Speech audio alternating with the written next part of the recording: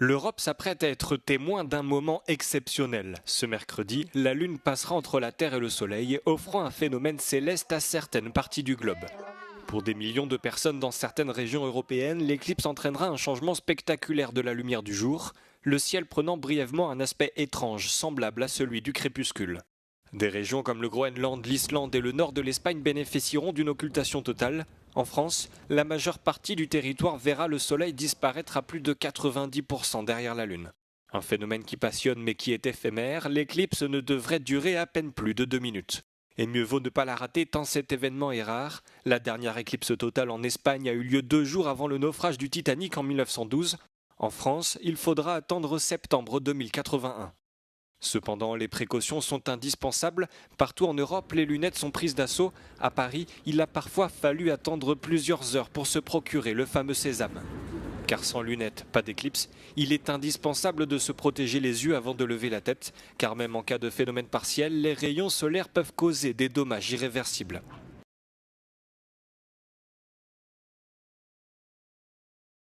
Ils sont devenus incontournables à l'approche de l'éclipse solaire. Oui, bien sûr, il nous en reste.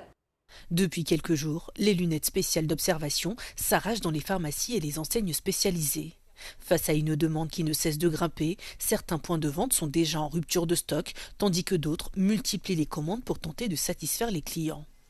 On n'en a pas eu pendant 3 jours, on en a reçu ce matin, donc on a reçu un bon stock pour mercredi soir. Donc je pense que ça devrait le faire. Ce mercredi 12 août, le ciel européen va offrir un spectacle exceptionnel, une éclipse solaire totale, l'une des plus attendues de la décennie. Mais attention, pour profiter du phénomène sans danger, une seule règle, des lunettes spéciales, conformes aux normes officielles, indispensables pour protéger les yeux. Alors moi je viens de Lille, je viens bosser à Paris et à Lille c'était impossible d'en trouver. Là je suis venu les chercher parce qu'on fait ça, on va aller essayer d'avoir si on peut aller voir l'éclipse de Montmartre. Pour l'éclipse solaire de mercredi soir, un ami m'a mandaté parce que j'habite en région et ils sont en rupture là-bas. Et en étant sur Paris, c'était plus facile. Regarder une éclipse solaire à l'œil nu n'est pas sans danger. En quelques secondes, les rayons du soleil peuvent brûler la rétine et provoquer des lésions oculaires irréversibles. Le danger, c'est la brûlure rétinienne. Alors comme en plus vous avez tendance à fixer, cette brûlure va avoir lieu dans la zone de la macula ou juste à côté de la macula.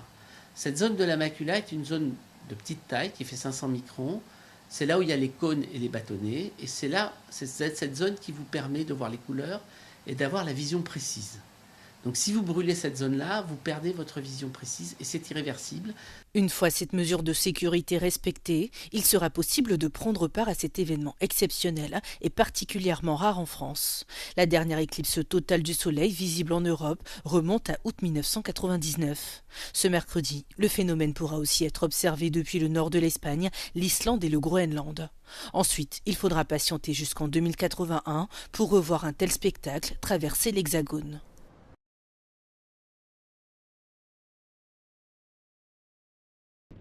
Vladimir Poutine hausse le ton face à l'Union européenne. Le président russe menace de saisir des navires européens en représailles au projet de l'UE visant à intercepter et saisir des pétroliers russes soupçonnés d'appartenir à la flotte fantôme de Moscou. De nouvelles sanctions européennes permettent désormais aux États membres de vendre le pétrole et les autres cargaisons saisies à bord de ces navires. Vladimir Poutine dénonce une mesure qu'il qualifie de piraterie et menace de riposter. В нарушении международного морского права пытаются ограничить движение судов наших эконом-операторов. Мирно, подчеркну. А недавно додумались до возможности захвата наших судов и продажи награбленного у нас имущества. Разумеется, это не что иное, как пиратство и разбой. И если это на практике начнет реализовываться, мы вынуждены будем отвечать зеркально. Plusieurs pays européens ont intercepté des navires transportant du pétrole russe et d'autres marchandises, souvent vétustes et en mauvais état. Ces pétroliers sont utilisés pour contourner les sanctions occidentales visant Moscou. L'un des navires saisis était soupçonné de transporter des céréales en provenance des territoires ukrainiens occupés. Des documents judiciaires suédois révèlent que Stockholm prévoit de remettre le navire à l'Ukraine.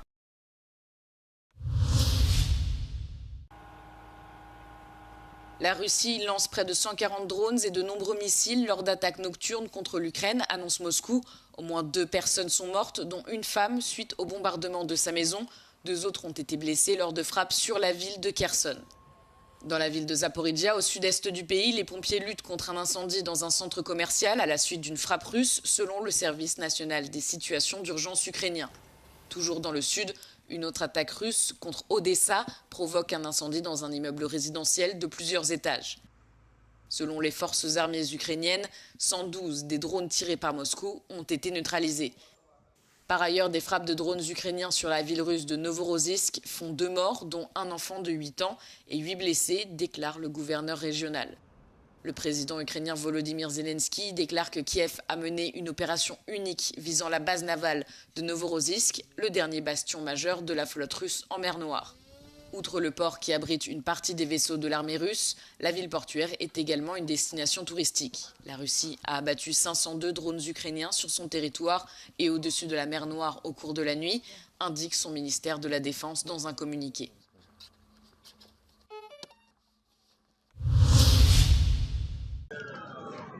Le Conseil national des droits de l'homme du Maroc accuse les forces de l'ordre espagnoles d'avoir agressé et maltraité des migrants lors de la crise survenue les 30 et 31 juillet à Ceuta.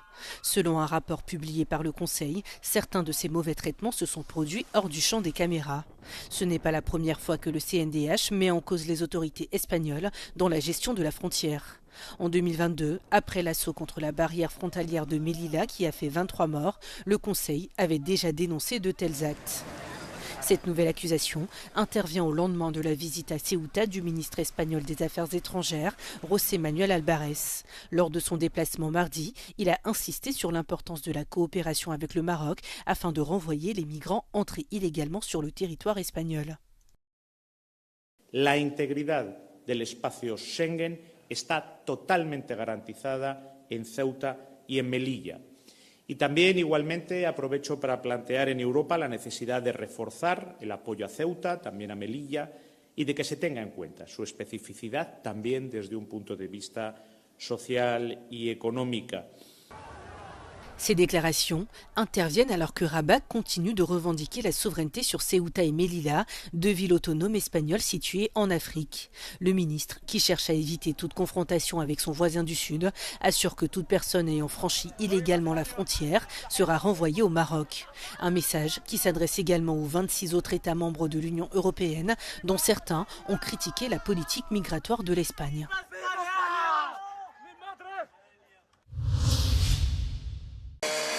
Près de 48 heures après le séisme de magnitude 7,4 qui a frappé la Colombie, faisant au moins 216 morts, les opérations de secours se poursuivent, les sauveteurs colombiens menant une véritable course contre la montre pour retrouver des survivants. C'est notamment le cas à Pereira, où Daniela Largo, 32 ans, a été sortie des ruines de son immeuble et enveloppée dans une couverture bleue dans la nuit de mardi à mercredi. Plus au sud, à Cali, des habitants creusent les décombres à main nue ou à l'aide de pioches ou de pelles, quand les grues ou les engins de chantier ne sont pas disponibles. Dans toutes les villes sinistrées, de nombreux survivants ont passé une nouvelle nuit dehors, soit parce que leurs maisons ont été endommagées, soit par crainte de nouvelles répliques. Dans les heures qui ont suivi le séisme, le pays en a recensé au moins 47. Le tremblement de terre a également endommagé un hôpital à Cali, 3e plus grande ville du pays, obligeant les médecins à transférer certains patients et à en soigner d'autres dans les jardins attenants. Le nouveau président Abelardo de la Espriella a déclaré l'état d'urgence et promis des subventions aux personnes sinistrées. Dans cette piscine d'Athènes, ces sœurs passent des heures à s'entraîner. Après avoir brillé de longues années pour l'Autriche, elles ont décidé de rentrer en Grèce, pays où elles sont nées. Un changement de nationalité sportive qui ne les a pas affectées puisqu'elles ont notamment remporté la médaille d'or lors des championnats d'Europe de natation il y a quelques jours dans la catégorie libre due aux femmes. Cependant, les sœurs Alexandrie ne sont pas des jumelles, mais des triplés. Θέλαμε κι εμείς πάρα πολύ να γυρίσουμε. Εδώ είναι όλη μας η οικογένεια, το σπίτι μας, οι φίλοι μας. Είμαστε πάρα πολύ χαρούμενες και συγκινημένες που αγωνιζόμαστε πλέον για την Ελλάδα. À l'âge de 15 ans, les 3 sœurs sont parties s'installer en Autriche. C'était en 2012. Un pays étranger, une langue inconnue, une nouvelle école et une vie qu'elles ont dû construire à partir de zéro. Et malgré ces difficultés, elles pouvaient compter les unes sur les autres. Αυτό που μας έσωσε, θα πω, ήταν το ότι είχαμε η μία την άλλη. Ήμασταν μαζί. Η πρώτη χρονιά για μένα ήταν η χειρότερη. Μου έλειπε πάρα πολύ η μαμά, ήταν πολύ δύσκολο. Πάντα ήταν μέσα μας βαθιά επιθυμία να αγωνιστούμε με την Ελλάδα. Πήραμε πολύ αγάπη, μας αγκάλιασαν από την πρώτη στιγμή, πίστεψαν σε εμάς που είναι το πιο σημαντικό. Γιατί πολλές φορές και εσύ έχεις αμφιβολίες. Ήταν μια απόφαση πολύ μεγάλη, θα έλεγα. Άλλαξε η ζωή μας μετά από 14 χρόνια. Όταν μας έγινε η πρόταση, δηλαδή, ήμασταν πάρα πολύ χαρούμενες. Και από την Κολυμβητική Ομοσπονδία, δηλαδή, όταν έγινε η πρόταση και μετά και με τον κύριο Κούβελο, τον πρόεδρο της Ολυμπιακής Επιτροπής, που ήρθαμε σε επαφή. Μόλις το γνωρίσαμε και μιλήσαμε μαζί του, ήταν κατευθείαν ναι.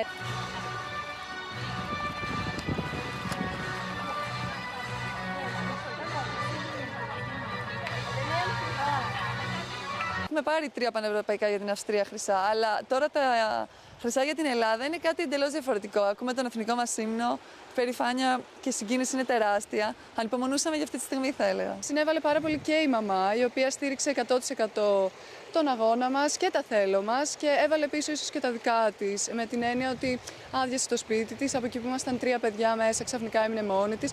Παρ' όλα αυτά όμως το στήριξε το όλο στο 100% και της οφείλουμε τα πάντα. Les championnats d'Europe de natation artistique se poursuivent à Paris jusqu'au 16 août. Les sœurs Alexandrie y ont remporté dans leur catégorie 2 médailles d'or en finale. Με το βλέμμα στραμμένο στις επόμενες μεγάλες διοργανώσεις, οι αδερφές Αλεξανδρή συνεχίζουν την πορεία τους με τα ελληνικά χρώματα. Η επιστροφή τους έχει ήδη αφήσει το αποτύπωμά της στην ελληνική καλλιτεχνική κολύμβηση και το ενδιαφέρον στρέφεται τώρα στα επόμενα βήματά τους. Από την Αθήνα για το Euronews, Φαΐ Δουλγέρη.